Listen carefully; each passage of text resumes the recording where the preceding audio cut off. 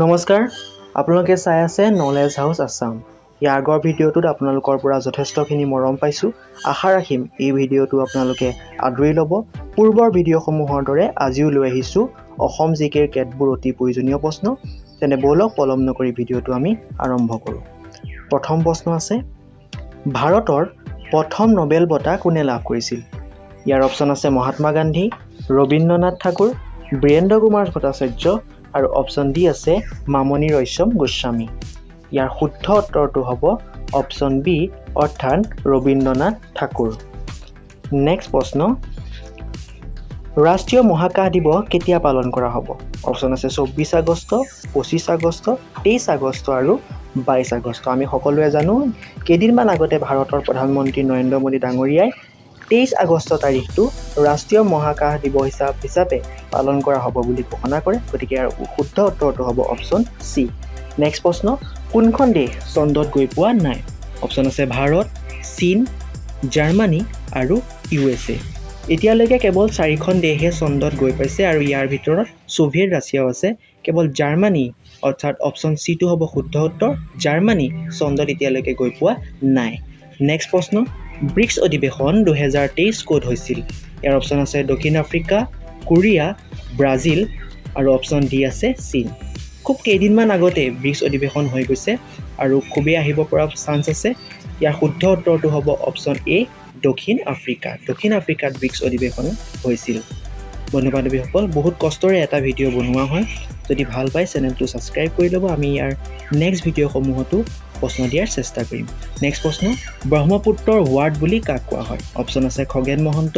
Bhupen Hazarika option সি পাপন আৰু option D আছে জুবিন গাৰ্গ ইয়াৰ শুদ্ধ উত্তৰটো হ'ব অপচন বি অৰ্থাৎ ভূপেন হাজৰিকা তেনে বলক আমি নেক্সট প্ৰশ্নৰ পিনে যাওঁ নেক্সট প্ৰশ্ন আছে প্ৰথম অসমীয়া আধুনিক নাটকখনৰ নাম কি অপচন আছে জয়মতী ৰামনৱমী অপচন সি শকুন্তলা আৰু অপচন ডি আছে জীৱন বন্ধু-বান্ধৱীসকল ইয়াৰ শুদ্ধ উত্তৰটো হ'ব অপচন বি অৰ্থাৎ ৰামনৱমী হৈছে প্ৰথম অসমীয়া আধুনিক নাটক নেক্সট প্ৰশ্ন চন্দ্ৰযান 3 অৱতৰণ কৰা ঠাইখনৰ নাম কি অপচন এ শিৱশক্তি অপচন বি বিষ্ণু শক্তি অপচন চি ৰাম শক্তি আৰু অপচন ডি আছে কোনো নহয় ইয়াৰ শুদ্ধ উত্তৰটো হ'ব অপচন এ অৰ্থাৎ শিৱশক্তি এইখিনিতে আমি আৰু এটা কথা জানিব লাগিব যে চন্দ্ৰযান 2 য'ত অৱতৰণ কৰিব অৰ্থাৎ য'ত আঘাতপ্ৰাপ্ত হৈছিলে সেই জেগাখনক তিৰংগা নামেৰে কিন্তু ভাৰতৰ প্ৰধানমন্ত্ৰীয়ে ঘোষণা কৰিছে নেক্সট প্ৰশ্ন 2023 চনত কোন দেশৰ ৰাষ্ট্ৰপতি গণতন্ত্ৰ দিৱসত ভাৰতৰ অতিথি হিচাপে আছিল অপচন আছে ইজিপ্ত ব্ৰাজিল জাপান আৰু অপচন ডি আছে দক্ষিণ আফ্ৰিকা ইয়াৰ শুদ্ধ উত্তৰটো হ'ব ইজিপ্তৰ ৰাষ্ট্ৰপতি 2023 চনত ভাৰতৰ অতিথি হিচাপে আহিছিল নেক্সট প্ৰশ্ন ভাৰতৰ কোনখন ৰাজ্যই বিশ্ব হকী লীগৰ আয়োজন কৰিছিল খুব কেইদিনমান আগতে ভাৰত ইয়াত চেম্পিয়ন হৈছে 2023 চনত হৈ গৈছে ভাৰত চেম্পিয়ন হৈছিলে আৰু ইয়াৰ অপচনসমূহ আপোনালোকে দেখিছে উৰিষ্যা অসম দিল্লী আৰু কাশ্মীৰ আৰু ইয়াৰ যিটো শুদ্ধ উত্তৰটো হ'ব সেয়া হ'ব উৰিষ্যাত বিশ্ব হকী লীগ আয়োজন কৰা হৈছিল য'ত ভাৰত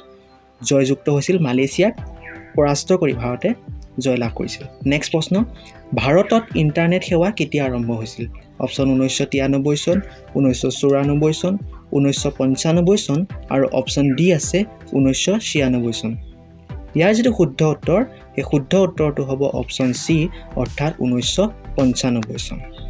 যদি চেনেলটো চাই ভাল পাইছে চেনেলটো ছাবস্ক্ৰাইব কৰি ল'ব আমি লগ পাম আন এটা ভিডিঅ' চাই থাকিব নলেজ হাউস আসাম